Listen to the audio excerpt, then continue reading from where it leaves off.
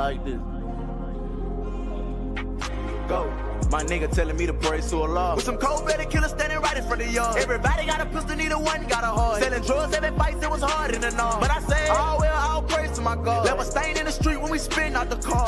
Red bandana tie around the road. Hope my girl could forgive me living life like a star. All red bottoms looking like I walked on the scene. Homicide damage with the pills. Young nigga came up still running from the system. Caught his homeboy stealing out the pack, so he clipped him. And feeling down, need somebody for the lift. He been fighting with his girl cause he said it don't feel him. Mama said that he got drugs in his system. New image old me, so they miss him. How the fuck I supposed to act with my father in the prison? Tell another nigga listen, back then I ain't listen. Real player with some young niggas round me crib. With some old heads out of jail, leave a nigga miss. Lot of money, but they still don't understand how I'm living. From the streets to the can, either way I'm living. Put my rip a nigga up 1 second in a minute. Tell a nigga hit me up if he really got 10. My nigga telling me to praise to Allah. With some cold-blooded killers standing right in front of y'all. Everybody got a pistol, neither one got a heart. Selling drugs, every fight, it was hard in the north. But I say, all well, all praise to my God. Left a stain in the street when we spin out the car. Red bandana tie around the road. Hope my girl could forgive me living life like a star. What I say? Press the button and the door open up. Let my nigga out the whip. Ain't no shooting out the rave. Got the back and the front sold up. Tell me spin around the block right before you catch a play. Came home, started selling AA. Got some dog food on me with some act in the case. Got a K right in my home if you ran in my place. Put a bullet in his dome once it exit his face.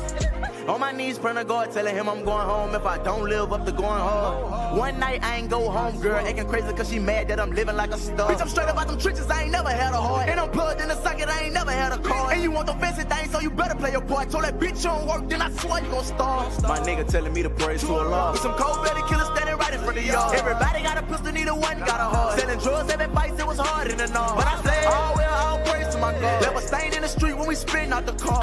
Red bandana tie around the road. Hope my girl could forgive me living life like a star. Like a star, yeah.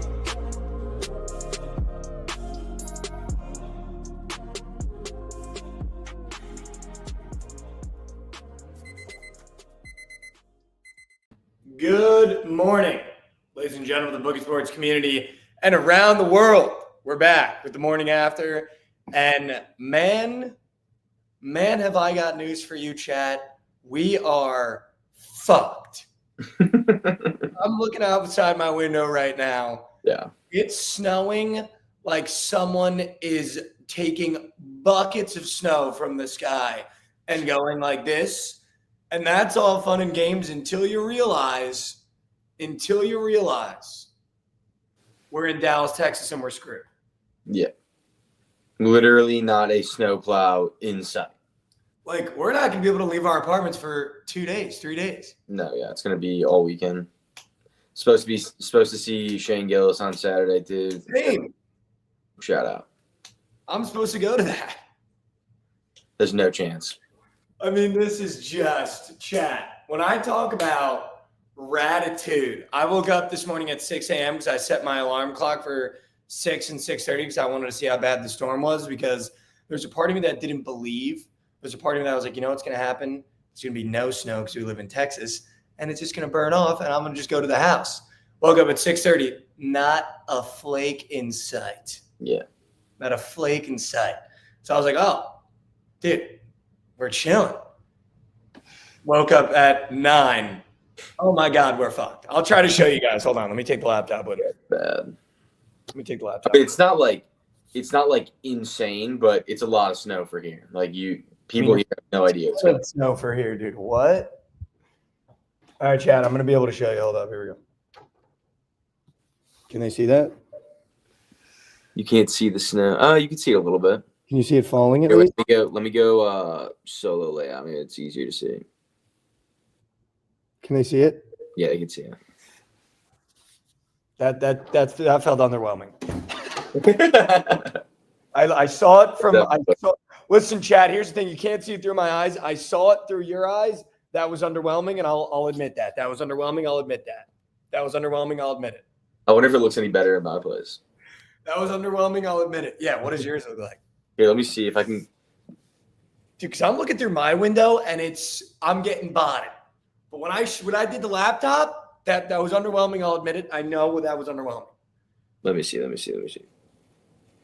Go to my Snapchat chat. You'll see it better there. All right, now Kyle Pereira's coming at us, 2 East Coast guys bitching about. Listen, you're not understanding. There's no infrastructure in this goddamn state for snow. Our asses are out. All right, here we go. Wait. I'm going to add myself. Also, on the same note, yeah, let me do it too. Oh, yeah, that looks way worse. Yeah, look at that. Look at that, chat. Come on, man. This is Texas, chat. I mean, come on. There we go. Did that look a little better? Did that look a little scarier? Dude, fuck Festo, man. It's barely covering the cars. It just started snowing, dude. Dude, that's bad for Texas. You guys just aren't understanding. It just started snowing. Texas. I did want to say, Josh, before we move, I'm praying for a lot of families in California. I texted a bunch of my buddies that live out there, and it's scary, dude. Like, it's really scary. There's a lot of things going on behind the scenes. Apparently, Gavin Newsom had literally defunded the fire department this past year, like by 50%. So they weren't filling reservations or reservoirs that they used to fight these fires because of like certain fish that Gavin Newsom thought were really important. But really scary, dude. Like, that whole situation is really scary. They're saying there's literally no end in sight right now. So that is just insanely scary. Keep them in your prayers and in your thoughts. I texted a bunch of my buddies. A bunch of them had to leave LA, which is really scary. But man, yeah, I mean that shit is crazy. It's so scary too because you just have no idea, like when or how or if it's gonna stop. Mother Nature is a bitch, dude. And like I lived out there for about I think it was like 6 to 9 months, maybe 10 months. Dude, some of the places I used to walk, like that we would drive to go walking, are rubble. So pretty sad. But just keep everyone in your prayers that's out there. And I mean, let's just hope that the wind, it's literally, I was listening to Joe Rogan had this like firefighter or talked to this firefighter, and I saw like a clip of it, and it comes down to the wind. And the firefighter was like, dude, we've just been getting lucky. Like, there's going to be a day where the wind clicks in a certain direction with these fires and it's not going to stop. So let's honestly, as dumb as it sounds, let's hope this wind shifts. Because right now it's a combo of the wind and the fire, and it's blowing the embers all over. So we need a quick wind shift. So let's pray for that. Let's pray for the families and everyone that's being affected, because it's really scary out there. So just want to keep everyone in our prayers as we move forward. And now it's snowing like crazy again, and I feel like I want to try again to show. I didn't like how rude you guys were in the comments, and I know this is a lot of snow. Even if this was in New Jersey, I'd be like, man, that's a lot of snow. Maybe just through the window, does it look like a lot? Yeah, you can see it. You can definitely see a lot better now. Yeah, chat. Look at that, you bastards. Man, feast your eyes. Bastards, dude. We're kind of heavy now. We're screwed in Texas, man. Lauren didn't even buy groceries. She's fucked. She's fucked, man. She's fucked. I did want to say too, Josh, before we start talking about what happened in the games and the news last night, thank you to everybody that watched the Night Sweats the past 3 days. We just needed to get the stream hours in. I know it wasn't your usual cast, but hopefully you guys had some fun. Hopefully we entertained you for a little bit. I know we had fun. Me, Lauren, and Rav were texting about it last night. There were definitely some really funny moments the past 3 days that we're going to be able to look back on for the rest of our careers and be like, wow, that was such a weird 3 days that we did that Night Sweats. When you were upstairs yesterday, or maybe you were there when I was playing the video, but it was a fan inside the stadium of the Kings game, the Kings Hawks game. Did you see that video? It's like you don't even have to watch the video. It's just, or no, was it the Kings? No, the Jazz, right? The Jazz. That's what you guys had, right? When Trae Young hit that, the Jazz. Yeah, the Jazz. Sorry. You just like hear the crowd. You hear Colin Sexton's shot banging. Everyone's like, yeah! Like that's all you hear the entire time. 2 seconds later, just like everyone. Brutal, dude. It's so good. It's so good. You'd have loved the video. Shout out Lauren. Just woke up, and Lauren, we're fucked. You should have bought groceries. Yeah. Lauren, we're fucked. You should have brought groceries. Obviously, Lauren, if you do need to walk over for food or something, I have plenty. So I'll text Nick as well if we need to do like a collab.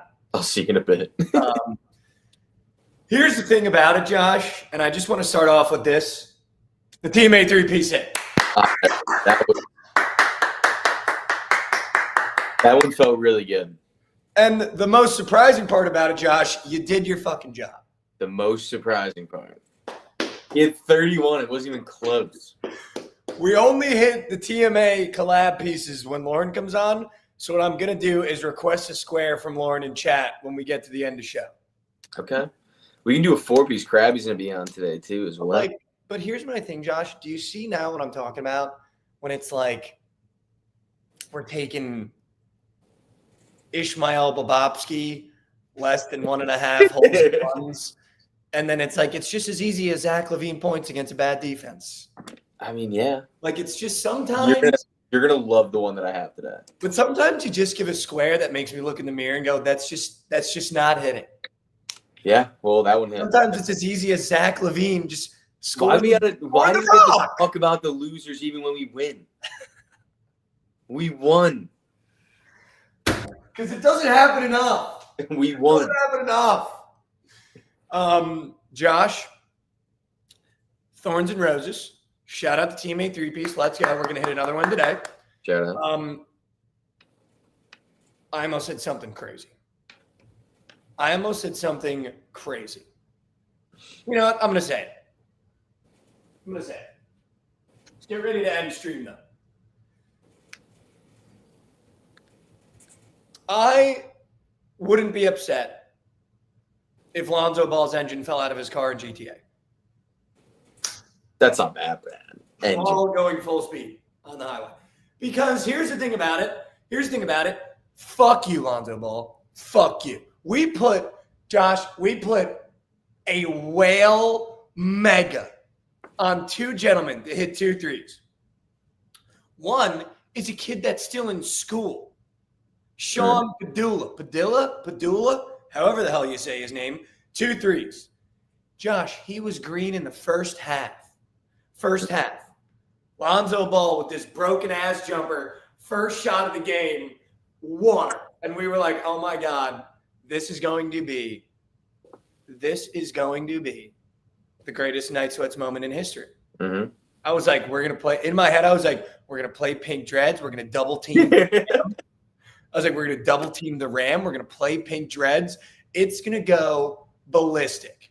Lauren's got a lot on it. I've got a lot on it. Rav was invested in it. Like, this is going to be, and it's going to be a 3-ball so we can clip it. It's going to be so good. 0 for 4. Rest of the game.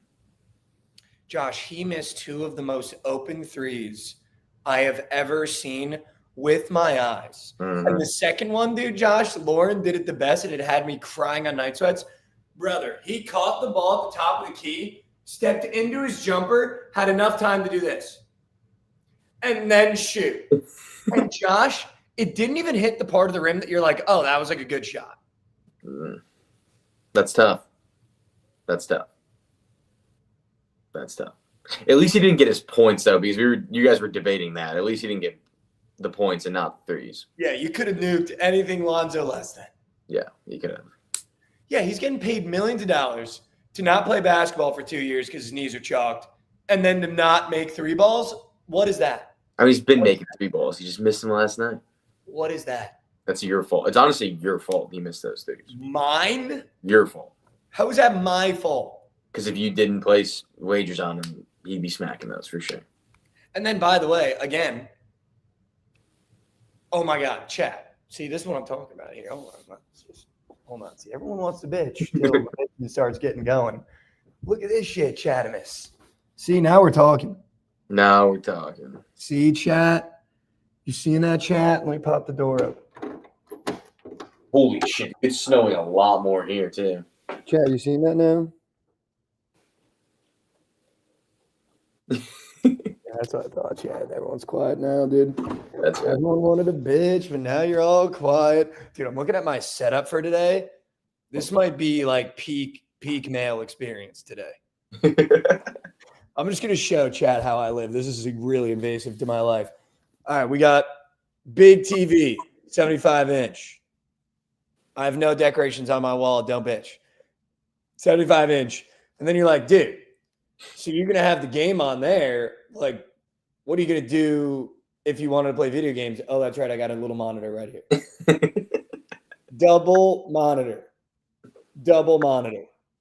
Dude, what if I told you I have the exact same setup in my living room? Yeah, dude. Chat, feast your eyes, man.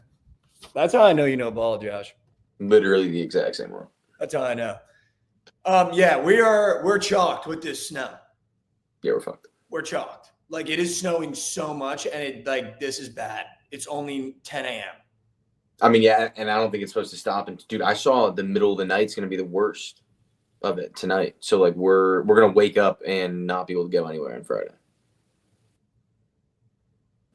Dude, I'm really scared for my mental health these next couple days. Dude, you live by everybody. I know, but it's about the moments alone. It's also like, I think especially when you're in the situation I'm in, that you're like, damn, it would have been fun to have a snow day. Not by myself. Yeah. In this area, in this apartment. You know what I mean? Yeah. In the city, what would you even do in the What would you do in the city? Would you like walk? My buddies are like a walk away in the city. Could you like go? Should be open, you think? They're doing, Josh, this is what my buddies in Dallas are doing. I'm so pissed. This is what my buddies in Dallas are doing. They're doing extendo 5-hour Risk game. Ugh. Wow.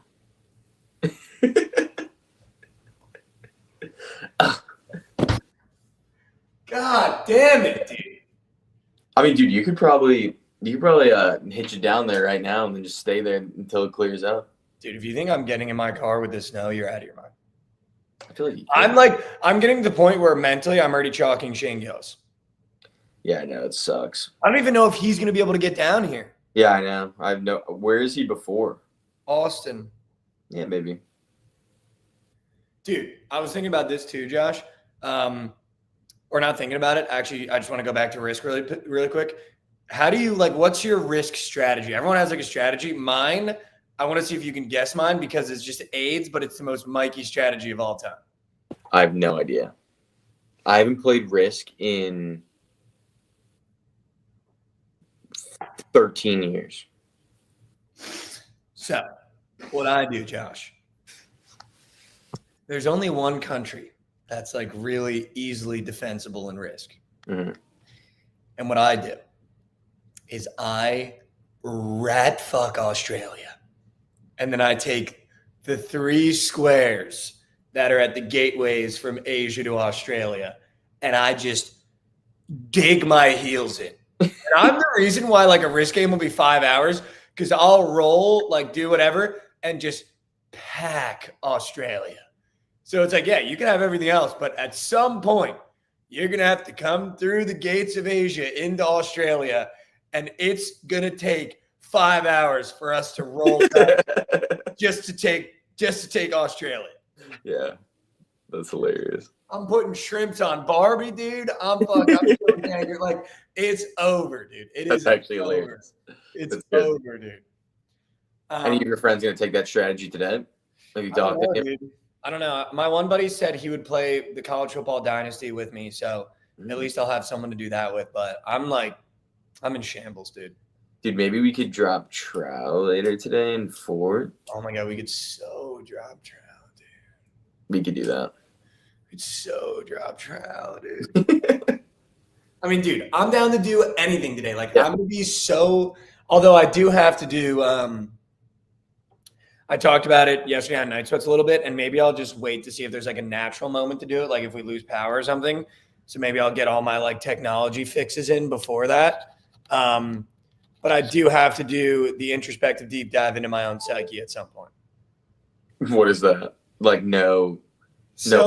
Basically what I've been doing a lot, and I talked about on Night Sweats, is really trying to learn about myself these past couple months, because I feel like literally my entire life, I really haven't taken the time to get to know myself and my psyche and why I think the way I think and why I make certain decisions that I make and like why I feel the way I feel in certain situations. And I was like listening to this podcast.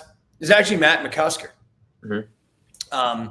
And then I like looked it up a little bit more, and like there are exercises and ways to dive into your own psyche, and it's just through like question-based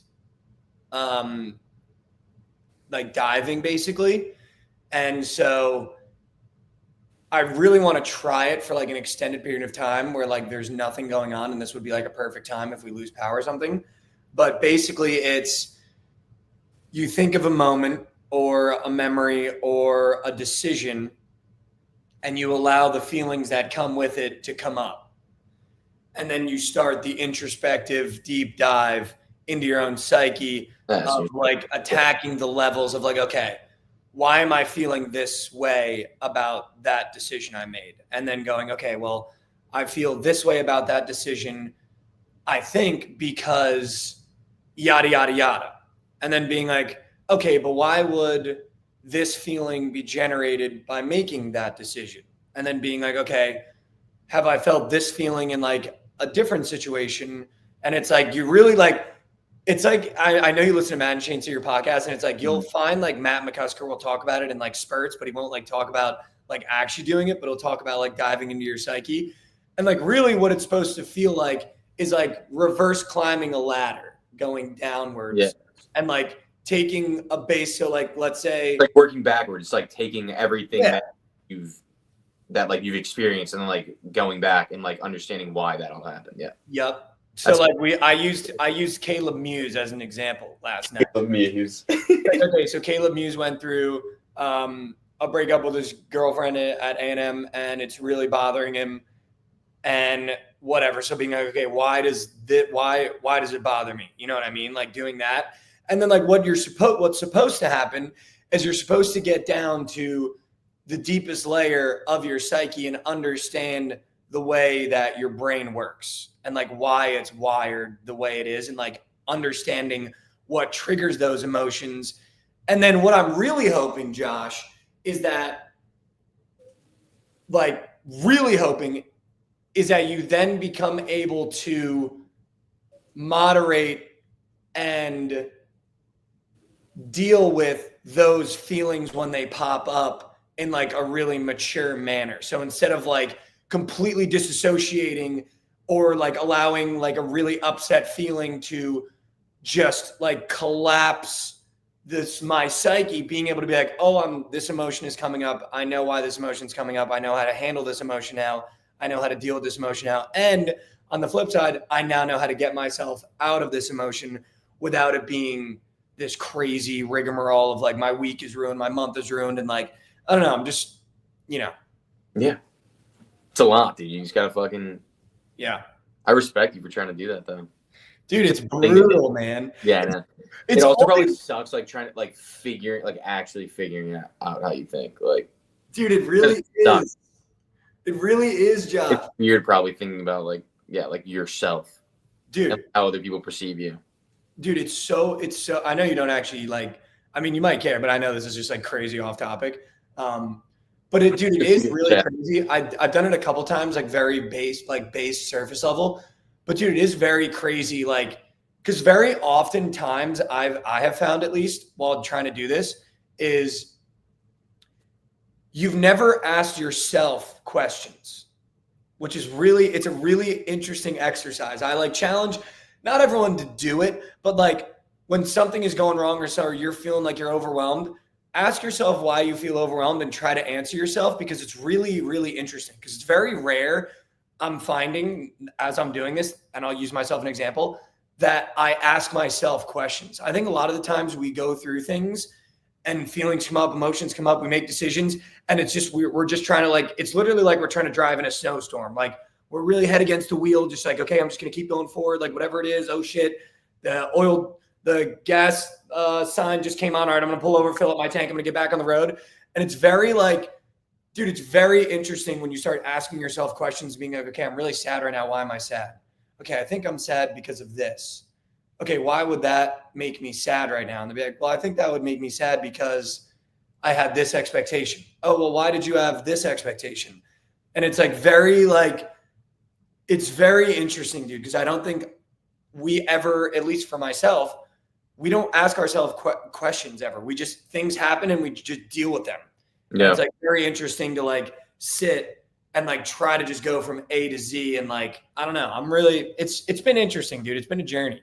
Yeah, that's good. Sorry, I was laughing. Someone said ashwagandha on Trios. That was funny. Yeah, I mean, dude, I guess I'm in my Aaron Rodgers era, dude. You're literally a hybrid of Lane Kiffin and Aaron Rodgers.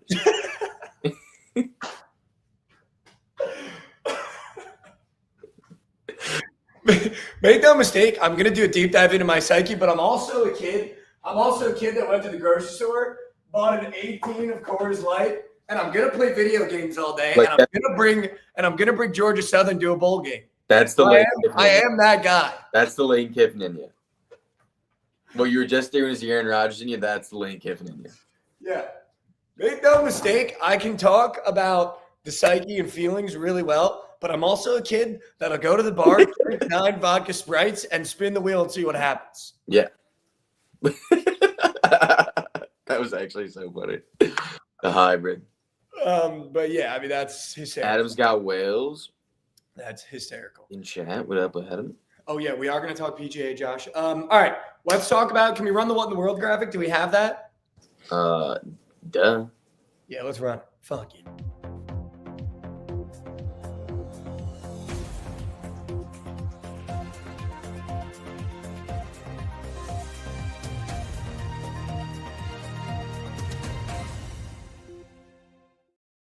Welcome back to What in the World, the news segment of the morning after talk about happening in the news last night in sports.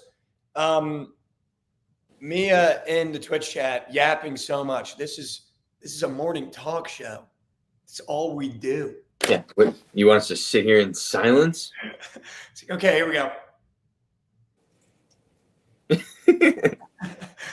No, here we go. Josh, I'm really mad at Lonzo Ball. Can't get over it.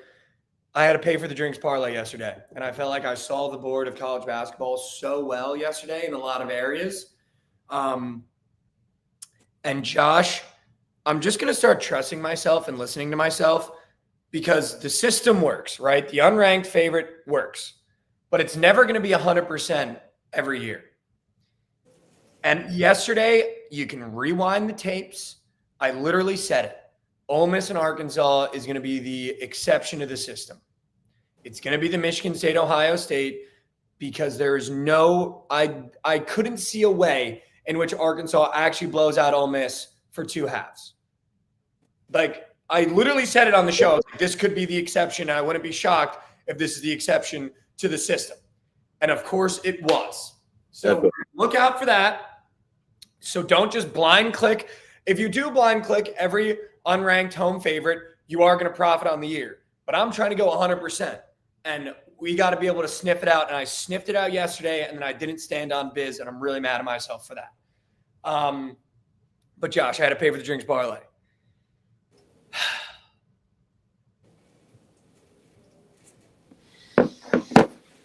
I don't remember the last time I hit a pay for the drinks parlay. One, because I stopped doing them because some guy commented under one of them. I think it was like last summer on like a Wednesday. And he was like, bro, no one's even drinking. It's a Wednesday. And I was like, damn, maybe the bit's over. But I was like, you know what, college basketball, I'm going to bring it back. Because I still get DMs being like, yo, it's my birthday. Like, I need to pay for some drinks. So like, it is my bit. And I'm not going to let someone bully me out of doing it anymore. So I'm going to bring it back tentatively. So we'll see how it goes. But Josh, it started with Loyola Chicago money line. That was free cheddar. Free cheddar. On the road, 3 of their starters were back in rotation that were out the last couple games. Free cheddar. Took St. Louis money line. Holy crap, Josh. I don't know if you saw that, but it became a sweat like none other. They had a 20-point lead, didn't score for, I think it was 7 minutes, and it became a 1-possession game with a minute left. I did not see that. Yeah, they squeaked it out. They squeaked it out. Oklahoma money line to bring us home late night with no Wade Taylor on Texas A&M in Oklahoma.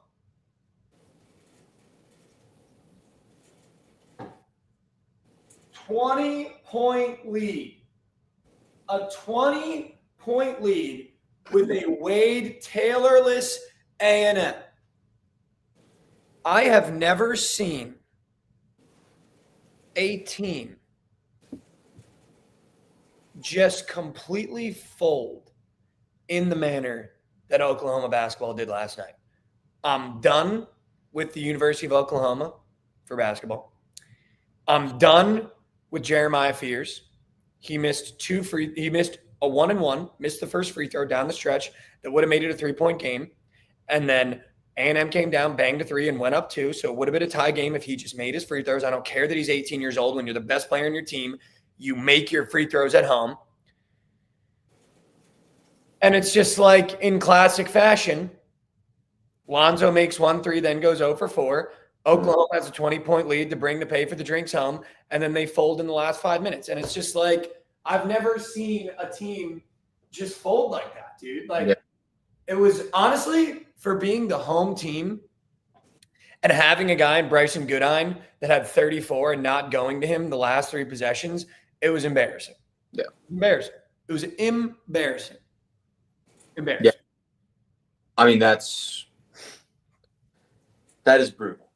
That is brutal. Just like both, honestly. You rarely get 2 of those in one night. And getting 2 of those can't feel too good. Dude, I was in shambles, Josh. I literally tweeted it, and I never late night tweet. I was sitting on my couch over here, and I was just like, the only thing I could think about was Lonzo Ball missing a 3, and then Oklahoma.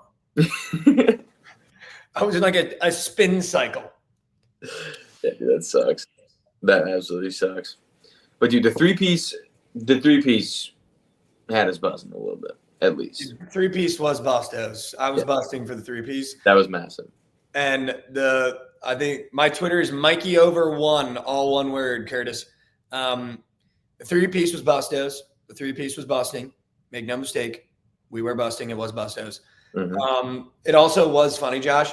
Rav and I cooked up a late night, which, by the way, Josh, of course this happens too, right? I post some lineups. None of them come home other than the 3-piece. I took 2 late nights, and I told the Night Sweats chat. Both came home. Wow. Both came home. Wow. But of course, I don't post those, so I can't splooge miss on feed. And there was only like 113 people in the Night Sweats at the time, so I don't even think anybody tailed. And I got to just eat that I'm goated. I mean, hey, you know you're goated. I do know I'm goated. Josh, Providence basketball is all the way back. Here we go. I don't know how the fuck that happened. Come on. I just saw that final score and was like, this has to be photoshopped. Come on. Come on. And you know what it is, Josh? We got a little white boy by the name of Ryan Mella that has completely changed the way we play basketball. Started him, right? This is his first start, right? Yeah.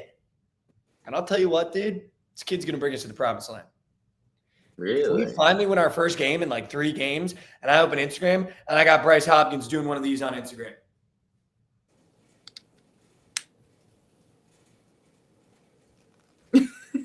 with the caption, love of the game.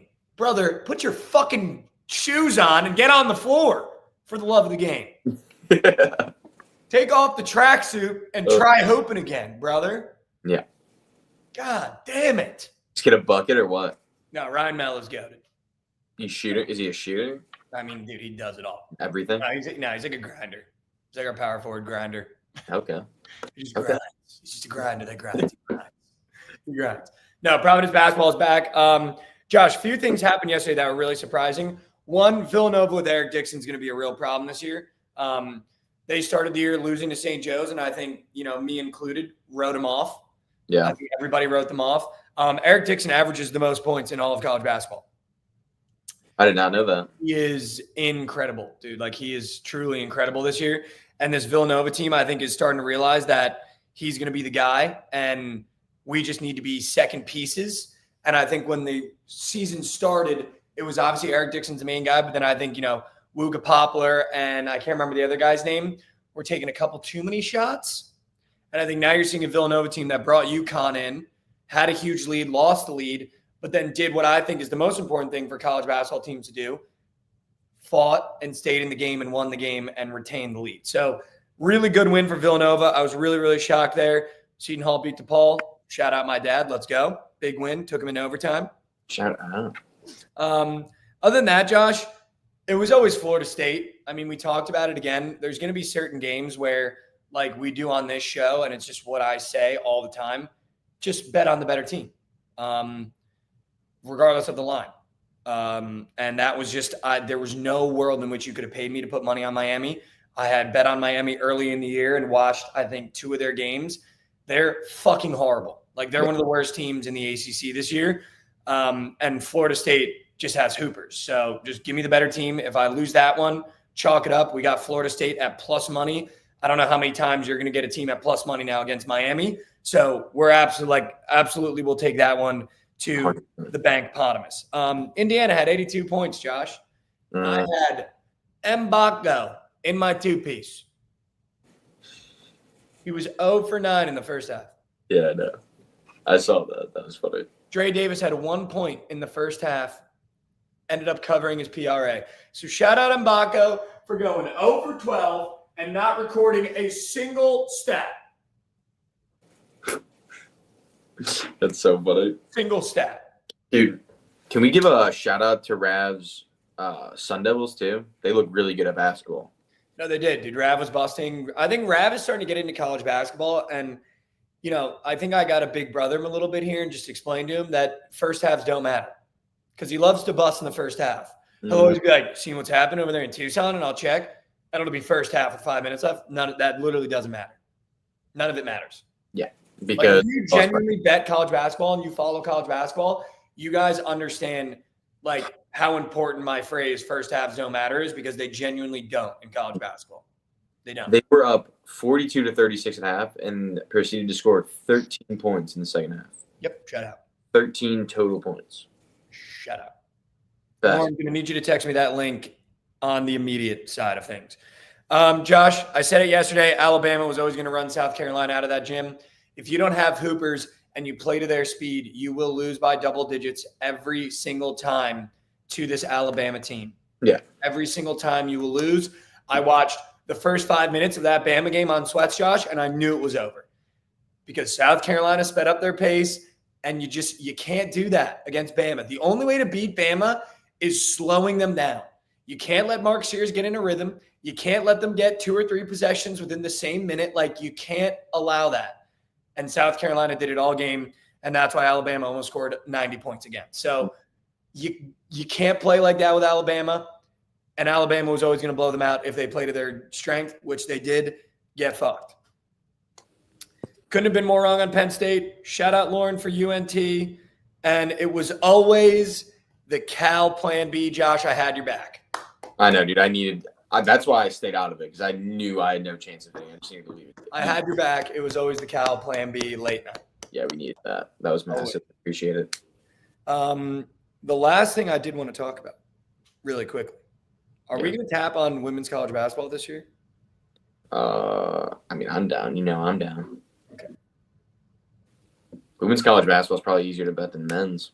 I don't know if that's true, but I am down, to be honest with you. I just feel like the skill gap in women's basketball is bigger than men's.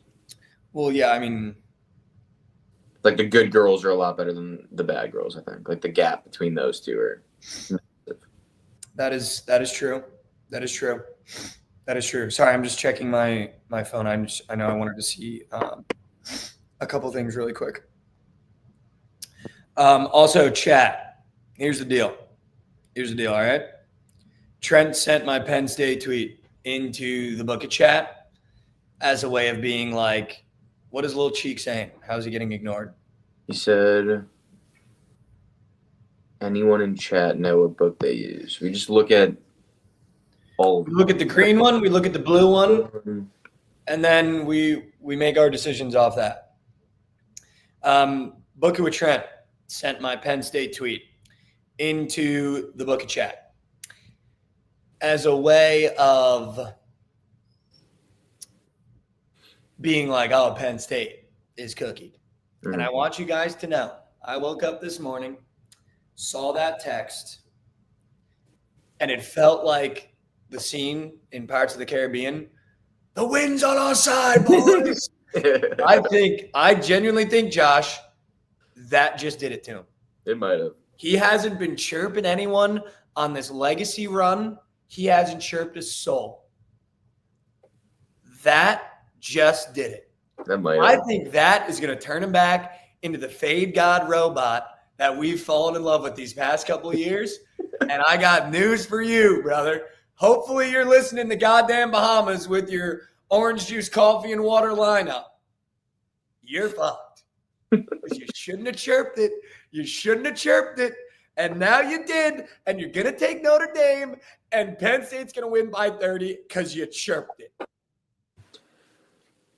Yeah, he might be fucked.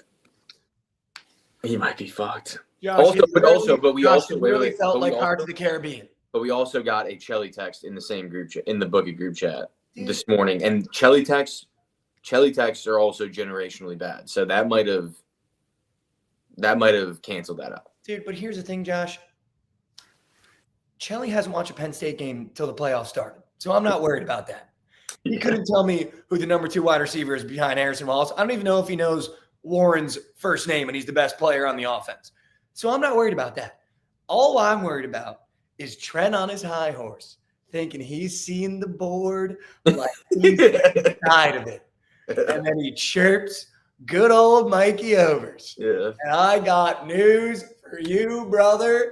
He is fucked. That's funny. Fucked. Funny. Fucked. But Josh, speaking of football, I know you saw it. I feel like I got to talk about it. A lot of people have been DMing me about it because the New York Jets are on a head coach search. And I got asked the question last night by Lauren, which I think is a fair and valid question at this point in my fandom. She said, I know you've talked about it, but could you ever see yourself actually not supporting the Jets? And, I had to think about it for a second. There'd have to be something really drastic. And I told her that we're moving that direction in terms of my fandom. The Jets and Liverpool have been the teams that I've supported the longest in my entire life. Liverpool went through some real dark times. They did. Since I've been supporting them. And they came back through it because we did what? We hired the right coach. We brought Jurgen Klopp in, and he was like, revived the city. He revived the team. He bought the right players, and it was like you could feel the culture shift, and you knew something good was going to happen because you hired the right guy to lead the ship. And Jurgen Klopp will go down as my favorite Liverpool manager of all time. Lauren, you should have went to the store because there's no door dashing. Like, this is actually going to be bad for 2 days, Lauren, and I'm genuinely worried about you over there. But Josh, I've been through some brutal times with the Jets, and it's funny every time we bring up the Jets, everyone in chat is like, as a Lions fan, for those 8 years, it was brutal. As a Panthers fan, we're going through the similar thing right now. I got news for you guys. You have no idea. You have no idea. If you're a fan of another franchise that you think has been ratitude and bad, I got news for you. You have no idea. The Jets are so generationally bad, Josh. We have not been to the playoffs in 15 years. Mm-hmm. Yep. 15 years. The last time the Jets were in the playoffs, Josh, I said this last night. Last time the Jets were in the playoffs, I couldn't even make kids, if you're picking up what I'm putting down. Yeah. I had not even gone through puberty. I sounded like Mickey Mouse. The last time the Jets were in the playoffs, and I see GM1 Diddy in the YouTube chat. The 0-16 Lions hit different. Guess what? You might go to the Super Bowl. You went 0-16 to the playoffs quicker than the Jets could go from playoff appearance to playoff appearance. 15 years, Josh. That is tied for the longest drought for a playoff appearance with the Buffalo Sabres. Yeah. You guys don't understand how bad it's been. Geno Smith has made the playoffs more recently than the Jets, and we drafted him. And Sam Darnold. I'm getting there. Sam Darnold has made the playoffs 2 times since the Jets drafted him, and it wasn't with the Jets. He is now a starter and in conversations for comeback player of the year. Zach Wilson is going to make the playoffs before the Jets. Not because of Zach Wilson, respectfully. Doesn't matter. He's on the roster. Those are 3 of our quarterbacks we've drafted. And here's the thing about it, Josh. Here's the thing about it. 15 years. 15 years. And it's not like we've been on the cusp of making the playoffs. It's been 15 years of we've had to draft 2 franchise quarterbacks that both are no longer on the roster, and we're looking down the barrel of a third. And I got news for you, Josh, because I had this conversation, because Lauren asked me that question. I had to really sit down and think about it last night when I got home, because I saw the news that we interviewed Matt Nagy. Mm-hmm. So we've now interviewed Arthur Smith, Riverboat Ron, Rex Ryan, and Matt Nagy. And here's the thing about it. It's funny. It's funny. And I think, I'm happy that this year happened with the Jets because I learned how to make sure it doesn't affect my actual mental health and mood. But I'm getting real close to not being a Jets fan anymore. Really, really close. Because we have never made the right hire. Unfortunately, Robert Saleh, I don't give a fuck, was a bad hire. He was a bad coach. Congrats on the defense. You came back the next year, generationally shit down your leg with the defense. So I don't know what you're good at, Robert. I really don't. You didn't create a culture. You didn't create anything that Jets fans could hold on to because your defense wasn't consistent year over year. Adam Gase was one of the most embarrassing hires of all time. That's going to go down. I wouldn't be shocked if Adam Gase had an aide when he was in high school. Rex Ryan had his wife tattooed with Mark Sanchez's jersey on her naked body on his leg as the head coach of the Jets. These are things that are funny, but they're not. They're funny, but they're not because this is a professional sports franchise that's ran by the Johnson & Johnson family that I got news for you, Josh. I'm so done with Woody Johnson and his wearing the chains, doing Brees Hall helmet giveaways. And the reason why I'm saying this is because Matt Nagy kind of pushed me over the edge. I mean, yeah, 100%. I completely understand why you would. And Arthur Smith. Arthur Smith. You watch the Steelers play offense? That's what you want? That's what you want. But respectfully, Arthur Smith, when he was on the Falcons, had nobody. They didn't have a quarterback. They had fucking Taylor Heineke and Desmond Ridder, and I don't even know who else they had. And I'm hearing what you're saying, Josh, and I understand where you're coming from. He's better than Matt Nagy, is what I'm saying. But what needs to happen is we're in a worse spot than the Lions were when they were 0-16. We are, and we have been. Yeah, you might be. The Jets just never seemed to make the right decision at the right time. Brett Favre didn't work, and then we went and did the exact same thing with Aaron Rodgers. Don't know why. We thought that would work again, just taking a generational Packers Hall of Famer quarterback and paying him at 40 years old and expecting to sell the farm to win a Super Bowl. But when you look at the situation like the Lions, the Jets have never had a culture. Dan Campbell, everyone made fun of him when he went in that press conference. The things I would give for a Dan Campbell head coach to come in and be like, this city has been beaten, battered, and bruised. And when you punch us, we're going to come back with a smile on our face. If you rip our leg off, we're going to come at you with one leg. We're going to bite your kneecaps off. I would give my entire bank account and future bank account for someone that cared about the New York Jets in the city like that and that wanted to create a culture. The Jets have never had a culture since Broadway Joe said he guarantees a Jets victory. That was the last time the Jets had a culture and a leader. And I went back, Josh, and I got hit. I got hit with a bitch slap of truth yesterday. We had the best cornerback to ever play the goddamn game on our team. You watch Darrelle Revis highlights and you go through his stats against Chad Johnson, Calvin Johnson, Randy Moss. He was a generational talent. Yeah. The best at his position ever. No one's ever going to come close to Revis Island in those 2-3 years. The fact that in those edits, I got to see him in a Patriots uniform, and then I got to see our cornerback room devolve to guys like Ahmad. It is so frustrating as a Jets fan, dude, because we never hold on to greatness, and we're so bad that our greatness is required to leave to find success. And at some point, the Johnson family has to figure it out. And interviewing guys like Matt Nagy are just not the answer. And it genuinely makes me want to stop being a fan of the franchise. And I don't know where to go. I don't understand why these teams ask for interviews from people like that. Matt Nagy should never be a person you ever consider for a head coaching job, even knowing nothing about him as a person.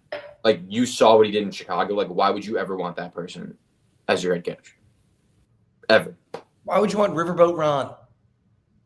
Yeah. They're the same thing. It's like the same exact situation. It's like, why would you want that guy? Ever. It makes no sense. It makes literally. Should we bring? I feel like now's a good time to bring Krabby up here to talk about Riverboat Ron. You guys interviewing him. Get him up here. Get him up here. Get him up. Grab You it. want to change the culture, gentlemen. There's one guy for the job. Riverboat Ron. No. That should help. Stop. Imagine thinking that's going to solve your issues after watching what happened in D.C. over the last 5 years. How bad That's is how he? you know. I mean, he's the worst. And he's probably not going to get the job, right? It's probably going to be Vrabel or somebody else, hopefully somebody current in the NFL that's not 80 years old and a terrible coach. But that shows you, Mike, it starts at the top. And the people making the calls, they're not making the right ones. It reminds me a lot of D.C. It reminds me a lot of Dan Schneider a couple of years ago down here in Washington. It's sad. It's sad to watch because you will never succeed when you have guys at the top making bonehead decisions, bringing in coaches who suck. You guys came back before we did. We're here. We're in the playoffs. I know, We're in the that's what I'm playoffs. saying. Before the season, if I would have told you the Commanders are going to the playoffs and the Jets stunk, I'd say most people would probably be surprised, right? Going into the season, you're feeling pretty good with Aaron Rodgers, healthy, right? Shocked. But man, Ron Rivera is not the answer. When I saw that they were interviewing him, I felt bad for you, Mike, to be honest with you. Probably back to my days of being a Commanders fan when the team was dog shit. It sucks. It sucks. Dude, it sucks. Yeah. It actually sucks. I don't know how you see Ron Rivera draft Emmanuel Forbes over Christian Gonzalez. You see him pass up year in, year out on these generational draft picks that were a pick or two behind the guy we took, and we don't have anybody on our roster who Ron Rivera drafted besides 2 or 3 dudes. It's incredible how you see that occur, and then you give the guy an interview. It makes no sense. That guy deserves jail time, not interviews. Literally, actual genuine jail time. Unbelievable. I feel bad for you, man. I do. Emmanuel Forbes over Christian Gonzalez is going to go down in history. I mean, you shouldn't be a head coach in the NFL just based off of that. And there's 20 other things. The guy didn't even know the playoff implications for the Commanders 2 years ago when he was the head coach. He had no idea that if we won the last game, we could have potentially snuck in a couple of years ago. I think this was his second to last year. The guy didn't even know the playoff implications. He's the head coach of the team. He was surprised to hear it in the post-game presser when the media was asking about it. He had no clue. The guy's lost. He's lost. Oh, God damn it, dude. Well, speaking of Krabs, how you feeling going into this weekend, man? we're feeling good. I'm about to meet up with Jovan down there. We're about to go to the game, round 2 in Tampa. It's going to be epic. And I think we win the game outright. I think it's the matchup that we wanted. I think it's the one team that we can actually beat. And I will be on the ML. Keep the points. Don't need them. Wow. Yep. I like the over. I've been telling everyone that asks me in like the chat on Night Sweats and in this chat the past couple of days, like favorite play for Wild Card Weekend. Dude, I love the over in that game. I don't know if you love the over in that game. I think it's going to be a shootout. I don't love any over because of my contrarian nasty brain, but this over smacking. You got 2 terrible secondaries. You got Jaden Daniels, who's about to pick them apart, and you've got Baker Mayfield going against our secondary, which scares the crap out of me. There's going to be points in this game. Let's just hope that total's not too high, but there's going to be points. 100%. I love it, dude. I love it. I think Terry McLaurin's going to have a day. I think, unfortunately for you guys, Mike Evans is going to have a day. And I think it's going to be one of those generational playoff games where whoever's got the ball last. It's whoever's I think got you're the right. ball last. I mean, Sunday Night Football, there's a reason why they put this game prime time, best slot of the weekends. I think it's going to be an absolute movie. Cinema. Get your popcorn ready. Jaden Daniels versus Baker Mayfield. Are you kidding me? This is why we play. This is going to be incredible. Can I ask your honest opinion? Because obviously I've been glazing Jaden Daniels for the past 3 years, and I was so excited for him. What was your genuine, like, because I know as a football fan, like when we drafted Zach Wilson, I know they're totally different. Jaden Daniels a Heisman. But you start building an expectation of being like, okay, he's our guy. We committed to him. And like, just for the Zach Wilson example, I was like, I don't see him being really good till year 3, maybe making the playoffs year 4. What was your like genuine rewind the clock coming into the season? You drafted the Heisman, which is, I think, maybe I would love to know if this is the first time other than Lamar Jackson that the Heisman wasn't the first quarterback off the board. What was your expectations going into this year? Like 6 wins? Did you think did you even think the playoffs was on the horizon? Were you like, okay, this is going to be really fun, and then we'll see where fun takes us? Like, this kid has come in immediate leader, immediate baller, already in the playoffs, and unbelievably mature for how young he is. Like, what was your genuine, like, actual expectation when you drafted Jaden Daniels? It certainly wasn't the playoffs. Yep. You know, I was happy we got him. I thought that either Caleb or Jaden Daniels, they're going to be 2 generational guys, and I still believe that Caleb can figure it out behind an actual, normal organization once they make some changes. But, I thought he'd be great. I didn't think he'd be taking our team to the playoffs, that's for sure, because I thought there was a lot more work to do around the rest of the fields besides under center. And I've been pleasantly surprised, not only by his play, but his leadership. There's been so many clips that have come out, like one on the sidelines when he's looking over at Sam Hartman, the backup QB, on the bench, when the defense is on the field, and he's saying, holy shit, it's loud in here at FedEx Fields. And Sam Hartman's going, that's because of you, bro. And he just looks over and he shakes his head. He nods because he knows it's because of him, right? This kid's the truth. And he's not going to go up there on the podium and talk about himself for 2 hours, right? He's humble. His mom is his agent. He takes his mom to the Wizards games courtside. He's a good kid. He's a good person. And like I always say, good things happen to good people. And there's not a team, an organization, probably in sports, who's more due. Maybe the Jets now. But there really was not an organization that was more due to turn it around and figure it out and hit the jackpot in the draft more than the Commanders. And we clearly did. I mean, he's leveled us up to being a playoff caliber team just himself. It's unbelievable. Unbelievable, dude. Like, literally unbelievable. And I mean, it's like not only that, but also, I don't know if you've seen it, but that bromance between him and Sam Hartman is becoming one of my favorite in the league. Like, they're buddies.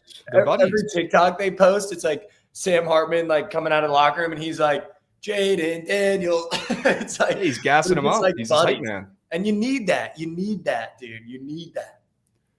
From the backup as well, it could be Sam Hartman could easily be a dick and he could be minding his own business and moping around and being pissed off that he's not the guy, but he gets it. He's a leader. That's why we drafted him as well. And they've had a great relationship so far this season. And that's kind of probably, one of the main reasons why Sam Hartman's, why he got picked up and he's still on the roster because of that chemistry they've got in that QB room. And let's also not talk about Marcus Mariota and what he did in that last game as well. Throwing that touchdown pass to Terry McLaurin in the end zone for him to break the record for most receiving touchdowns in Commanders history to end the game and get a win. That perfectly sums up our season where it's just our year. Meant to be, backs against the wall. We're about to lose once again, and we pull a fucking rabbit out of the hat. Marcus Mariota throwing a fade to the corner, and Terry McLaurin, who's been our guy all year, coming down with that football. It's just our year. We're a team of destiny, and I don't think this team's done yet, Mike. I'll be honest with you. I think we got one more win in us. Dude, I want you guys to win so bad. I just love this Jaden Daniels narrative. I also love it just seems like, and just speaking as a guy that's never had like a team, like the Jets have never been like a team, like the defense either hates the offense or the offense hates the defense, and like no one gets along in any room. It's so cool when you see like Jaden Daniels literally on his last legs down. Marcus Mariota picks him up. It's like, take a deep breath and do what God like put you here to do. And then Jaden Daniels comes out and wins the game. Like stuff like that is just like, not only did you guys draft the right guy, but it's also you put the perfect support system around him where it's the only thing he's hearing is like, dude, you're the guy. You can do it. You're the guy. You can do it. Like Sam Hartman's probably his best friend on the team. Every day Sam Hartman's like, bro, you're the guy. And then you have your vet who you probably looked up to playing football, by the way. Like if you're Jaden Daniels, the way you play is how Marcus Mariota played at Oregon. Oh, yeah. And he's going, hey, brother, let's take a deep breath and go win this ball game for us and do what God gave you the power to do. And it's like, you guys are just giving him everything possible to believe he's the guy. And I don't think enough franchises do that. I mean, 100%. It's because we have the guys at the top who are making the right calls now. We got smart, good people at the top. We got a good owner. We got a good GM, Adam Peters, who was the second in command over there in San Fran for the last couple of years. Yep. I give him the MVP trophy on our team, in the organization, because without him and all the moves he's made, bringing in the right coaches, bringing in the right pieces, this team is not going to the playoffs, plain and simple. And you bring out Marcus Mariota in that relationship. It's pretty cool, Mike. Jane Daniels, his favorite player growing up was Marcus Mariota. He grew up idolizing him. That was his favorite QB growing up. And like you said, their play style is very similar. And that's why they brought in Marcus Mariota, to be a mentor, to be a leader, and to help him in the QB room. And it's worked out great. I mean, very rarely do I look at this fucking organization and say, wow, they're doing a great job. No complaints, no notes on my end. This is the first year of my life where it's been that case, and I could not be happier. And it starts at the top, man. That's what the Jets got to do. They got to hit the reset button. Yeah. They got to clear house. Everybody. We've got the worst owner in the NFL, so I don't know. Everybody. All right, Krabs, I want to surf some Slate. I want to talk some CBB. I want to talk the college football playoff game today. Josh, can we run the graphic?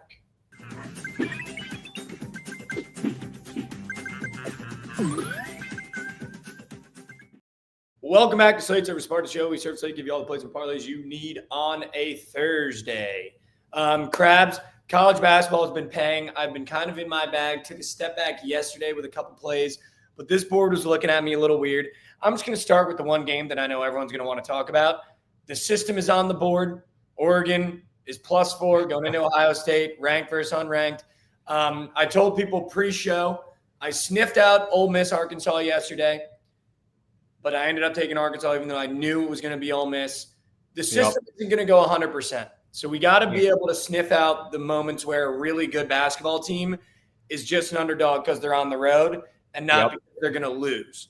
And I feel like this Ohio State team, they were the first anomaly when Michigan State came in and spanked them and proved to us that the system's not going to go 100% this year. And there's just something weird about this game that tells me I don't think the system clicks again because Ohio State is not a good basketball team. Yeah. They're terrible.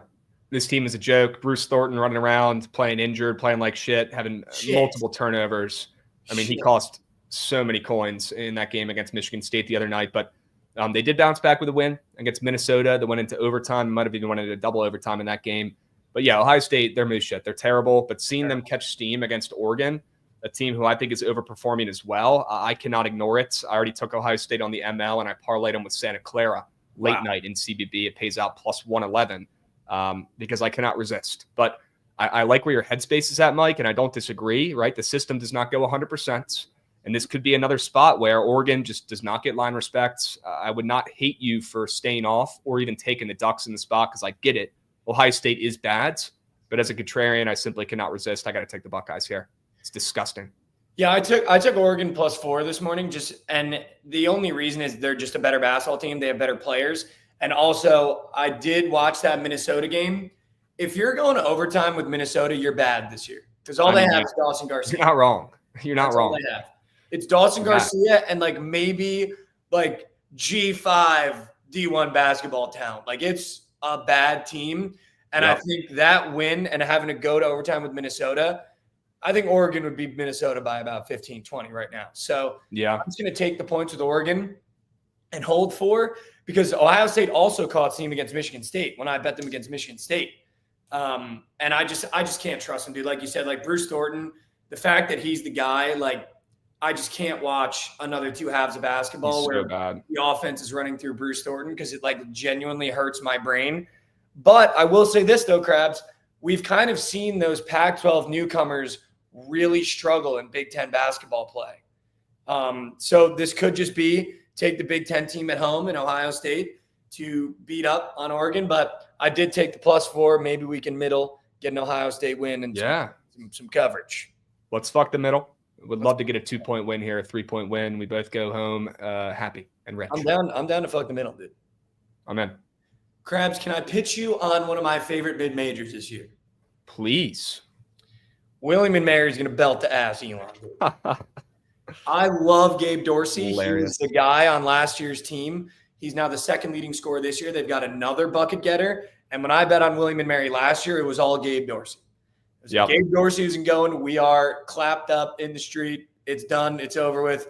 Lay down and say die. I love William and Mary here at a short line at home against Elon. Lauren, it was Selling Kane by Shorty. But I love William and Mary here, dude.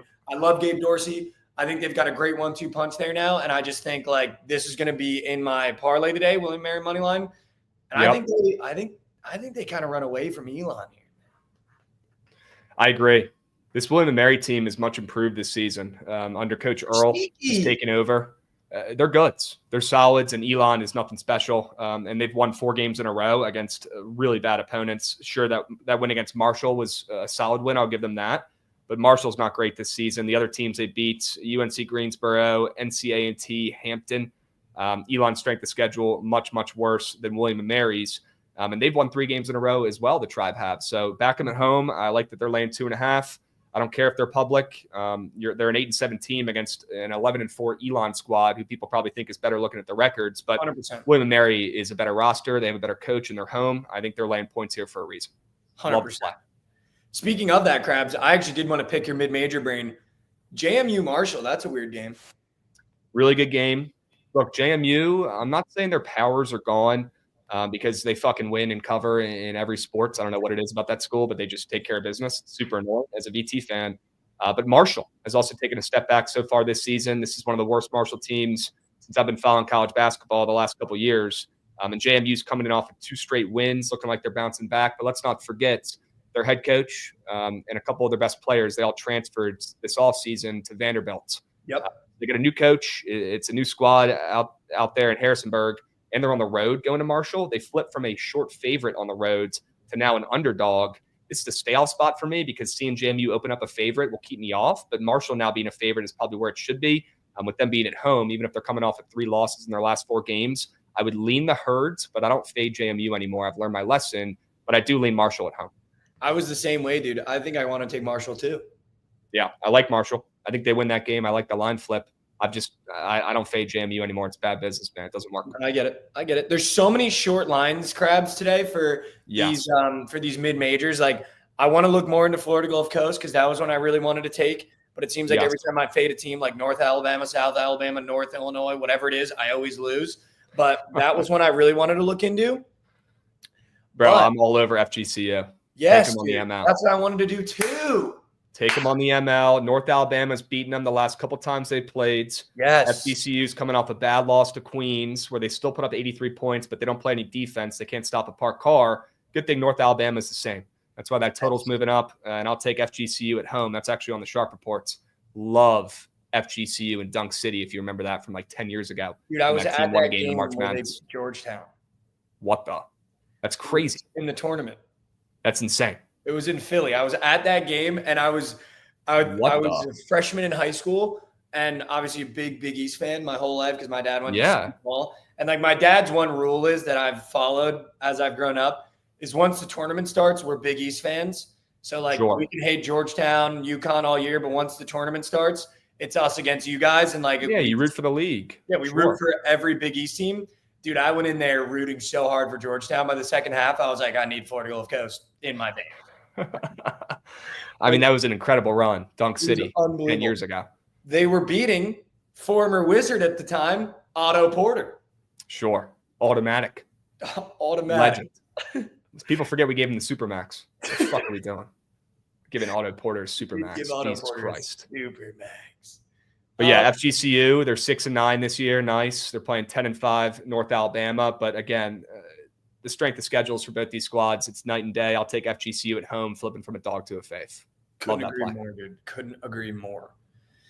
Krabs, a really big spread I wanted to just chat about because I feel like you're going to be on the other side. I've been trusting Washington this year, dude. And they've been coming through at a really good clip. And this could just be Penn State, Illinois, where the books are going, hey, just so you know, this is going to be a fucking blowout. Because Illinois, the line kept moving towards Illinois. The over was going down, and it ended up being Illinois winning by 30. Dude, I don't know. Something about this Washington team, 14 is a lot. 14 is is a fat spread. lot. Yeah, I'm not going to bet this game. I probably would lean Sparty, but Sparty's also playing really well right now. They've won 5 games in a row. They've covered 4 of their last 5. So when Tom Izzo's squad's playing well, they do get line respect. So I'm not surprised to see them at home laying this big number against Washington coming off that loss to Illinois. But the Huskies have played well of late. I know they've lost 2 of their last 4, but they've covered 4 of their last 5. I would say I lean Spartans, but I've seen this movie before. And I'm not taking the bait with Coach Izzo laying a fat number. They're playing some good ball right now, and they're probably due for a slip-up. Maybe it's the Huskies. Seen this movie before. Maybe it's the Huskies. Yeah, Sparty's so inconsistent, man. Back in my day when I was a kid, they would win and cover every game. Literally every game. As it was in his prime. Now they're so up and down. I'm good on that game. So why do you like Santa Clara -6.5 or the money line for your parlay against Oregon State? Oregon State, man, the Beavers. They've been a pleasant surprise so far this season. They are weird, and their record's good, and they have some good wins this season, but their strength of schedule has been moose shit. And anytime they played a team that has a pulse, like Nebraska or Loyola Marymount, they've gotten clapped. And they have not been covering of late. It seems like they've kind of, law of averages, they've come back down to earth a little bit after a great start. They were undefeated against the spread through their first 10 games, but that's kind of faded off of late. And Santa Clara is a team that I was very high on heading into the season. They may be without their star, Christoph Tilley, their big man. And if he doesn't play in this game and they're laying this number, they're going to win this game by 30. I'll tell you that much. And if he does play, the line's probably going to move up to 9.5 since he missed the last game. So I'm locking in Santa Clara now in the ML. I just don't see them losing this game. And now this is a conference game as well. Santa Clara, tough start to the season, but they're starting to get their swagger back. They've won 4 of their last 5. I think they get a big-time win at home against the Beavers tonight. Okay. I like that. I actually don't hate that at all. I don't hate that at all. Dude, there's just so many weird mid-major games today that, I want to get involved in, but it might just be 3 college basketball bets for me today and just, really fall in love with them and not try to snipe. Because I feel like sometimes on mid-major days like this, I try to snipe, and it just never works out for me. Why wouldn't I take Stetson against Central Arkansas tonight? That's another one where that feels like a snipe. I just find one, put it in the scope, pull the trigger, and Central Arkansas comes out and is up by 30. I mean, excuse me. I could see that happening, by the way, because Stetson's 100%. fucking terrible, but Horrible. I would lean Stetson in that game. And I think it's always better to go quality over quantity, Mike, with betting. Mm-hmm. Sending an odd amount of plays as well, sending 3 plays I typically love doing, sending a big 3, you go 2 and 1 or better, you go about your day. I hate sending 4 plays or 6 plays because I end up going 2 and 2 or 3 and 3, and then I end up, eating some juice and losing a little bit of coins. So I always like sending, 3 or so plays. I think you keep a quality over quantity, especially today. There's so many short, trappy lines in these mid-major games. Let's see how they play out, and let's lean into more of these mid-major games as the season goes on. Because a lot of these teams are playing teams in their conference for the first time this year. And I need to feel out and see, how they actually stack up against comparable teams in their conference compared to when they were playing non-conference opponents preseason. It's tough to cap these mid-major games right now. So I like to see them go through the hoop first. But I like your game plan of 3 plays, 3 winners, quality over quantity. That's my plan today. Because Krabs, the last game we're going to talk about, because I don't want to take too much away from BTL today, but we got to talk about it. Notre Dame is playing Penn State in the college football playoff. Yes, they are. And I only have one team left with a natty future on that I placed before the playoffs started, and it's Penn State. It was Oregon and Penn State were my 2. I thought they were going to play in the natty. Lost my Oregon tickets. Now I got my Penn State ticket. Yep. Me and Jovan went at it on the coin toss. Obviously, he's been a big Notre Dame guy. I believe you are as well. I'm not going to say I don't see a world in which Penn State doesn't win this game, because I feel like every time someone says that, it always goes awry. I think this game is going to be really good.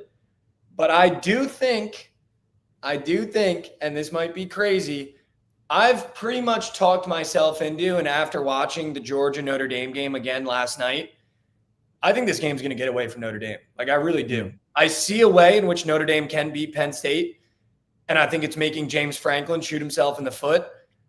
But what I really see happening is this game getting away from Notre Dame. Watching that Notre Dame-Georgia game last night, and I'm not a watch-the-tape kind of guy, they didn't do anything impressive to me against that Georgia team. That defense had horrible field position every single time, forced Notre Dame to punt multiple times with good field position. If Dylan Bell and Dominic Lovett had hands, Georgia has 9 more points. Like there was really and it's not like Gunnar Stockton, by the way, played bad. He was throwing deep balls to wide open wide receivers. They had blown coverages multiple times in Notre Dame secondary that Gunnar Stockton overthrew. And I think what's going to happen and what I'm seeing from Drew Aller is, he had to play SMU and Boise State, who are probably the 2 worst teams in the college football playoff, but he's getting confidence. And if Drew Aller had to play really good teams and didn't have his confidence to throw, I'd be really nervous. But some of the throws he made against Boise State are throws that NFL caliber quarterbacks make. And if he's got confidence going into this game with now a fully healthy Harrison Wallace, who's got 2 games under his belt, I don't trust Riley Leonard to now have to come in and throw because he hasn't had to throw for 2 games. And he's not a good passer of the football. You can't convince me he is. There's a reason why he had 80 rush yards and 90 pass yards. And I don't see him being able to do it against Penn State. I really don't. And I think Penn State is going to do what I think they're going to do, what they did against Boise, which is we're going to stack the box. We dare you to run the ball and try to throw it. Try to throw it on our secondary. Try to throw it. And Riley Leonard might get 2-3 chunk plays where you go, oh my God, we're here. But then it's bend, don't break Penn State football. And they made Ashton Genty fumble 2 times. And I think this Penn State team, I don't think we've given them enough credit. And that's why I'm on Penn State. Dude, the more this week has gone on, the more that I think you're right. I've gotten completely scared off the side in this game. Yeah, I don't want to bet the Irish. We'll see if Jovan can talk me back into it on BTL, but I'm scared. Me seeing Coach Franklin go into that presser yesterday and just being an absolute dickhead right next to Marcus Freeman, not scared at all, talking shit right to his face, right next to him, sitting there smiling, makes me think 2 things. Number one, either he's a big old fucking idiot. Well, he is. And he's just talking out of his ass, and his team is about to get spanked. Well, he might be a little bit of a bozo. He's either so fucking lost and out of it and out of sync with his squads and so delusional that he's spewing all that bullshit to make himself feel better about the game coming up tonight. Or what I think is more realistic is that he's feeling pretty confident about his squads. He's feeling pretty good about his boys, and he thinks he's got a pretty darn good chance of beating Notre Dame and handing them their first loss, ATS, and just in general since that NIU game. It's been a crazy run for the Irish. And, the splits might say differently. There are some bets on Penn State for sure. But everywhere I see on Twitter, the sharp POD is the Irish. So typically that does not go as well. I'm starting to come around to Penn State, but I do think this could be a good Mikey Overs game. I think we could see some points in this game tonight. Notre Dame, their secondary, their defense is great. The one way to beat them, though, a couple of their cornerbacks, their second and third corners are not great. So I do think Harrison Wallace has an opportunity now that he's got his feet under him after a couple games back to potentially dominate in this game and be a difference maker. When everybody's taking Tyler Warren, the beast tight end, who's going to be a stud in the NFL, draft him in your dynasty leagues. Everyone's taking him tonight. I think it's going to be Harrison Wallace making a difference, making an impact for Penn State. And maybe he keeps him in this game, but I might be taking the over at this point because I just keep going back and forth on the sides, man. And dude, honestly, Krabs, I'm Harrison Wallace, he's my GOAT. I've been taking him all year. I think he's going to have an unbelievable day.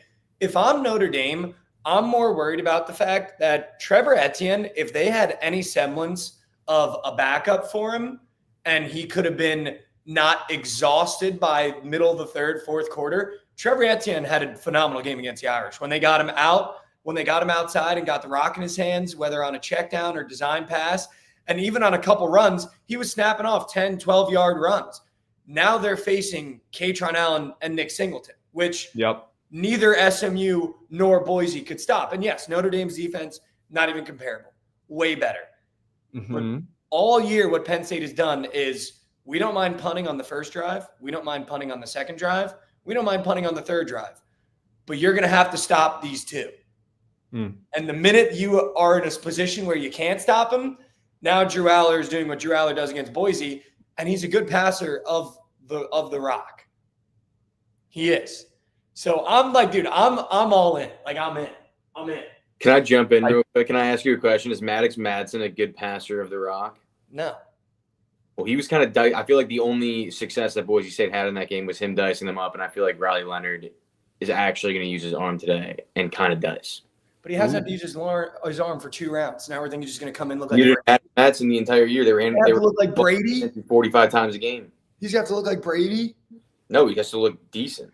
Madsen and Lauer did have some good throws down the field. They have a stud tight end, Boise does, and he was feeding them. I don't disagree with what Josh is saying at all. Junk. I think we see points in this game. I think this is going to be a shootout. I think this could be a great game. There's a reason why it's a standalone Thursday night, Geyserman.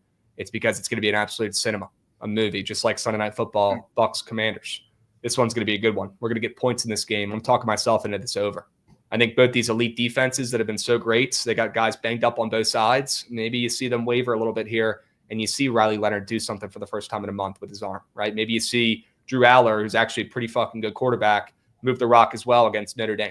If I was Notre Dame, I would stack the box every single play against Katron Allen and Nicholas Singleton, who's might as well be Sonic and Knuckles from fucking the crazy. Lions. They got two stud running backs. Both of them are going to be in the NFL at some point, whether it's a backup role or something, but 2 studs. You got to stack the box. You got to make Drew Aller beat you in the air. And that's when I think we're going to see your buddy who you were talking about, Harrison Wallace, show up for Penn State, and they're moving the rock down the field. So maybe there's some early punts. Maybe these teams are feeling each other out early on. But once those offenses get going and Harrison Wallace gets downfield, Drew Aller is going to find him a couple times. 100%. Let's hope there for some deep shots. 100%. I do love, Jovan talked about it on the coin toss, I do love a Riley Leonard rushing touchdown today. Sure. The way Jovan broke it down, just looking at the square, I could so see him getting in today. 100%. I love Harrison Wallace to score today just because you're getting plus 285, and he's always in those odds, even in games where Penn State is favored by 30 or whatever. He's always at like plus 200. I do love that for him. I don't know if I would rather Katron Allen or Singleton touchdown, but I'm not sure. Is there anyone you like on the touchdown board other than potentials of Riley Leonard? I like that Leonard square for sure. I'm a little bit worried about Jeremiah Love. I don't know how much he's going to play today. I mean, he was pretty ineffective in that last contest. So if you're trying to be big brains, you could potentially take Jadarian Price to find the end zone for the Irish. Ooh, that could be. If they have a square up for him. They have it up on the Green Book. I don't know if it's going to be up on Prize Picks. Oh, they have it up. Let's go. Plus 105. Hell yeah. That's probably what I would take. I would not be shocked if when this game starts up, you see them try to feed Jeremiah Love in this one, but I would not be shocked if he's ineffective once again, and they got to get a Riley Leonard on the ground, and they got to get a Jadarian Price, who actually carried the weight plenty in that last game when Love went out with that injury. So I like that Price look, to be honest with you. I wouldn't be shocked if he finds the end zone or his 54.5 rushing yard square that looks pretty Reds, because I do think he ends up carrying the weights in the backfield for the Irish, not Jeremiah Love. Yeah, I don't hate that either, dude. What do you boys think about Mr. Faison on Notre Dame? I mean, he's just goated. I feel like that's kind of how Boise, the only time that they actually moved the ball last game against Penn State was those short throws, like quick slants, get the ball out of the hands quick. I feel like Faison's that guy for Notre Dame. No, I kind of take his receptions, but I also feel like he could score. I would take his receptions. Yeah. Because like you said, I mean, they've been using him this year like the fucking Rams use Cooper Kupp on these little short 5-yard digs and these 5-yard outs. And there's been times this season where he just gets fed. So he gets like 5 or 6 catches for only 35 yards if he doesn't break one. He's a volume receiver. And people forget he's also a lacrosse player. He scored a goal in every game but one this season for the Notre Dame lacrosse team. And now he's just playing in the fucking college football playoffs. That's actually crazy. Like, what? He's playing in the best lacrosse team in the country, and then he transitions and plays wide receiver for a top 5 college football team in the country. It's an unbelievable story. What a beast. Jordan Faison. So cool. I would take his receptions. Yeah, I'd honestly rather take his Prize Picks. Can we do a Prize Picks really quick? Little 3-piece? Yeah. Let's do a Prize Picks. Yeah, dude. I might go to college basketball. Sure. Just because there are some interesting squares in college basketball that I don't hate today. I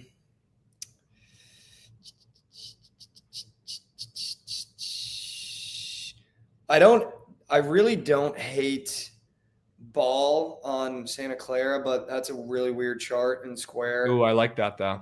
I have that in my sharp report. It's hilarious that you brought that up. Alpha Ball. Mm-hmm. He's an NBA player.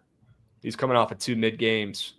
I like Adama Alpha Ball more than 12.5 points. I'm on that myself. I also feel like I don't hate Ace Bailey more than 1.5 threes against Purdue. Yep. That's going to be a really weird game. I almost want to bite the cheese and take Rutgers. Same. But I don't really see those Purdue guards being able to, like Braden Smith, being able to handle Ace Bailey or Dylan Harper. Like, I think, and I think that's where Rutgers can beat you when you don't have guys that can slow them down. But also Rutgers literally might as well be a D3 team without those 2 playing. So I think you're onto something with that one, Mike. You got Ace Bailey, who dropped 40 points 2 games ago. And then last game, when Dylan Harper comes back, he only drops 9. Has a bad game. He's got that 1.5 3 square up there. Who the hell is going to cover him? Is it Braden Smith? If it is, bless his heart. He's going to have one hell of a time. Literally bless his heart. Is it Lawyer, right? Or Fletcher Lawyer? I'm forgetting his first name, but yeah. Is it Lawyer potentially? I mean, that guy's slow as molasses. He's not covering shit. Ace Bailey's a future NBA guard. Give me a fucking break. I think it's Ace Bailey 1.5 threes. I love it. I like that play. All right, that'll be my square. Can I give you Harrison Wallace more than 47.5 receiving yards? I'm sure you won't bitch about that one. Absolutely can. Music to your ears. And that has been bumped up 3 yards, by the way, Krabs. I got it at 44.5. That's been bumped up 3 yards. Fuck CLD. Bump it up higher. I love it. I love it too. Throw me down for Faison more than 4.5 receptions. They only have 3.5, 4.5. I don't want to take 3.5. I'm with you on the 4.5. I like it. I like it. Ace Bailey threes, Harrison Wallace yards, and Faison receptions. I actually love that. 7x 3-piece. That I can get behind. Holy hell yeah. Shit. All right. Yeah, we're good. I just locked it. Yeah, we're good. Huh. Let's fucking go, chat. You guys want the link to that puppy? I can drop it in the Twitch real quick. Wow, I actually love that lineup. Holy shit. If the people want it, I'll drop it in the Twitch chat here. Okay? Get the people involved. I'm all in. Get them involved. I'm all in on that. All right, Krabs. We'll appreciate you stopping by. Josh and I are going to do the It's Already Locked and Plan B to end the show. Good to talk to you again, dude. It's been a month. I know. Thanks for having me on. Studio's looking good. It's finally getting done here. So looking forward to getting back in the action and coming on every Thursday. Let's go. Right? Oh, yeah. I dropped the link in the chat. Keep killing it, boys. Mikey, Joshy, finish the job. Good luck tonight. We got you, brother. Bang. All right, Josh. We got a couple things we got to do. 1 is the It's Already Locked. 2 is the Plan B. And then I'm also going to give out my Prize Picks 2-piece Geyserman. You're going to have to get the It's Already Locked today because I don't have this shit in front of me. I can do that. I'll get the Plan B. I'll take back the Plan B today. I'm feeling good about it today. All right, we'll start giving it out because I'm scrolling. All right. Give me late night points in San Francisco, Portland, over 147.5. Please, one time. Holy shit, dude. There's an over on this board that is insanely high. What is it? This might be the highest we've had yet. And it's a disgusting game. North Florida, Eastern Kentucky, over 169.5 points. Wow. Dial it in. The It's Already Locked, the highest over on the college basketball board. We have to take it every single day. My 2-piece. I'm just going to keep it simple with you guys. 2-day sweat. Harrison Wallace to score a touchdown. And Emeka Egbuka to score a touchdown. There you go. Prize Picks 2-piece. I might swerve in that corner. Whoa. And the Plan B is the over in San Fran. And listen, guys, the Plan B, like we talked about, if everything's going wrong, tap on the Plan B. Or if everything's going extremely right, tap on the Plan B. But it's not an auto bet. It's how the night is going. Break glass if necessary. Yes, exactly. That's all it is. That's all it is.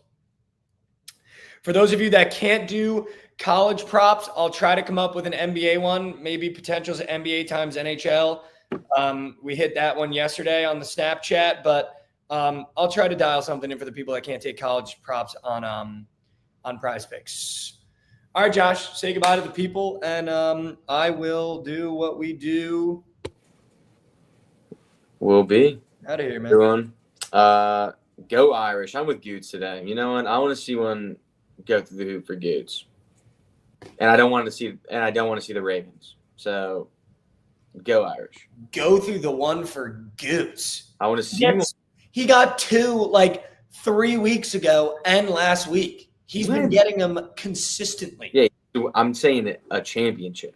Dude, fuck Goots, man. We'll be good. I don't want Goots to get anything. I hope Goots gets nothing. Honestly, if I was Santa for Goots for Christmas, I would have given him fucking coal is what I would have given Goots. That's what Goots deserves, dude. We'll be Gootsing, man. Get that shit out of here. All right. We end every episode with a little bit of inspiration, a little bit of motivation. Here's what I want to say today. I've got 2 things that I really wanted to talk about. We got a little bit of time here. Hopefully you guys are able to take something away from the end of these episodes. I know I am. I know I have every single time. 2 things I wanted to talk about that I have started to learn and internalize. And I think a lot of times when you talk to an adult, they almost make it feel like it's the other way around. But I think something that has really changed my focus and shifted my mindset and have allowed myself to now be comfortable with is that time is your ally. So just wait. Time is your ally. So just wait. If you're going through something and you're not feeling your best, time is your ally. Just let time pass and just keep doing what you're doing. I think too many times we let adults talk us into, life flashes before your eyes and it's over. That if there's one thing I could get back, it's time. And I think understanding that, time is the only thing we have that's precious and important. It's the only thing you can't get back. But also understanding that time is also your ally and that genuinely time does heal and that genuinely it's going to take time. So understanding that it's your ally, not your enemy. And I think too many times we weaponize and use time as an enemy. Oh my God, I'm this old. I need to find a girlfriend. Oh my God, I'm this old and I'm still in this job.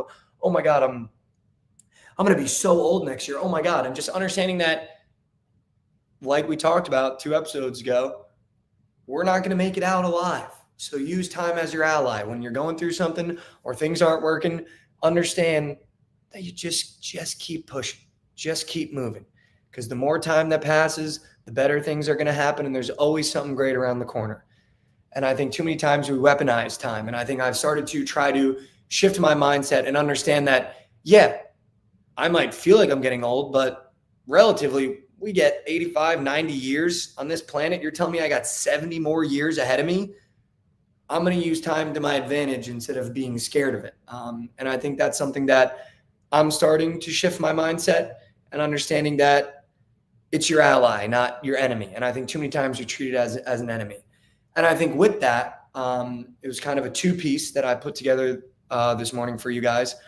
Let belief take you a long way. I think too many times we self-doubt. I think too many times we have negative self-speech. Too many times we get ourselves in positions and we go, I can't do that. I can't fucking do that. I don't want to do that. That seems way too difficult. I can't do that. I'm not good at that. I could never do what they're doing. I mean, I don't have that natural talent. And I think too many times we talk ourselves out of things. And we don't allow ourselves to believe in ourselves when we have to spend the most time with ourselves. I mean, one of the first ever inspiration motivations I ever gave on this show was, at the end of the day, there's no bunk beds. You get buried by yourself. Yeah, you might have some really great moments with people. Hopefully you find a wife or a husband or whatever it is, and you get to enjoy life with another person. But at the end of the day, it's you and you. When you look in the mirror, there's not 2 people looking back at you. It's just one. So why treat yourself like you're lesser than when you got to spend all your time with yourself and you got to live with yourself? So allow yourself and let belief take you a long way. When you're at a crossroads where you're looking at 2 situations, I think too many times we go down the road and we go, no, I can't do that. I'm going to just do this. Or, I've always wanted to do that, but that seems really hard and I don't know if I can do that, so I'm going to go this way. Why do we do that? I don't understand why we do that. And I do it to myself all the time. And I think just trying to shift your mindset in 2025 and let belief take you a long way. Because I got news for you. When you get to that crossroads, if you go, you know what, I can do that. and I'm going to try it. Even if it doesn't work out, you're now down a path you've never been down before. Too many times we get put in a crossroads and we go, oh, I can't do that. And now we're back in the same path we were. And guess what? There's going to be another crossroads 3 steps down the line, and we might just stay on the same path our entire life. And we don't even know what's over there. Even if we fail, there might be the next crossroads might be 2 positives, and you can't lose. And I think just too many times we let self-doubt take us a long way, and we end up in places and positions we don't want to be. And I think really, really importantly is just understanding that time is your ally. So sometimes just wait it out. Or time is your ally, and understand that you just got to keep pushing. And while you're pushing, let belief take you a long way. Let belief in yourself take you a long way. Let belief, if you're faithful in your faith, take you a long way, whatever it is, but allow that belief to take you the farthest in life. I think too many times, like I've said, I've already said it 4 times since I started. Too many times we just go, no, I can't do that. I can't do it. I don't want to do it. That seems really hard. I don't want to do it. I don't want to have that difficult conversation. I don't want to go through that fight. I don't want to have to talk to my boss about this. I don't want to have to talk to my coworker about that. And we just live in this bubble sometimes of like what we think is comfortable and safe, but we don't even believe in ourselves. So it's a miserable experience, and I've lived it and I've done it, and it's horrible. And I would just love if for everyone in this chat, by the way, everyone that tunes into the show, I really appreciate you guys. I love you so much. Thank you for all the support on the show. That in 2025, we allow belief to take us a long way. So believe in yourself today. Know that you can do it. Know that you got to want to do it. And once you want to do it and believe in yourself, you're going to be shocked where it takes you. And even if you fail, you're going to be down a path you've never gone down before. So see what's behind that third door once you finally take that first door of self-belief.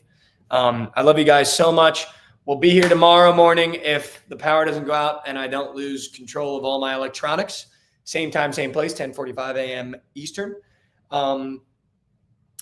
I've really loved the way we started 2025 with this show. I want to thank everybody that has supported and tunes in every single morning. It means the world for everybody that gets in chat, for everybody that tunes in, for everybody that tails the plays. We're having fun, man. I'm living the dream, and it's because of you guys, and I couldn't be more thankful. I can't put it into words enough how much it means when you guys tune into every stream that I put out or tune into the show every morning. It just means the world. We end every show like we do. Take one step forward for me. It's okay if you took a step backwards yesterday, because I think we have found in this new year, towards the end of 2024, that the real strength and the real strong person is the one that attempts to take the step forward every day. I know what it's like to want to knock it out of your bed. I know what it's like to be like, dude, I don't even want to go to the gym today. I'm not taking this step forward. But the strength is in the attempt. And it's okay if you woke up, try to take the step, and then ended up getting knocked back a couple. It's all about the attempt. All I want is attempts. So be the stronger person today. Try to take that step forward. I love you guys so much. Tune into BTL right after this. Tell them we said what's up. Tell them I said Penn State is about to drop one on Notre Dame's head. I love you guys so much. We'll see you here tomorrow. Hopefully.